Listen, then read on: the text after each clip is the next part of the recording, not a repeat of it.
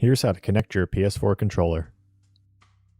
In this video, we'll go over how to connect your controller to the PS4 console and troubleshoot some common issues.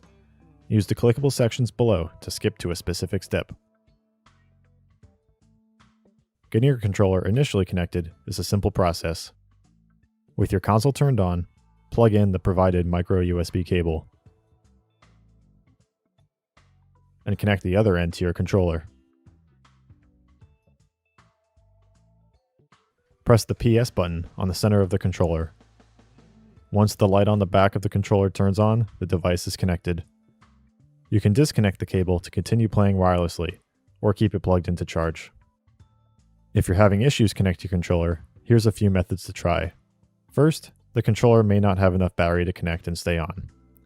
Plug in via USB to the console, but leave it alone for 30 to 60 minutes to allow it time to charge. After waiting for a bit, try pressing the PS button and see if the controller backlight turns on. If so, you can then disconnect the USB. If you're still having issues, you'll need to reset the controller. First, power off your PS4 entirely rather than using rest mode.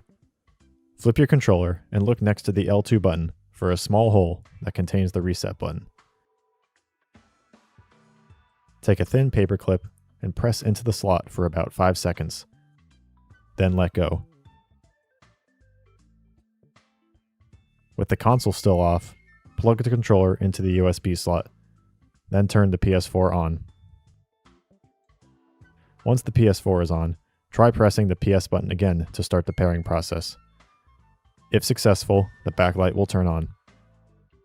With these steps, you should be able to use your controller wirelessly with ease.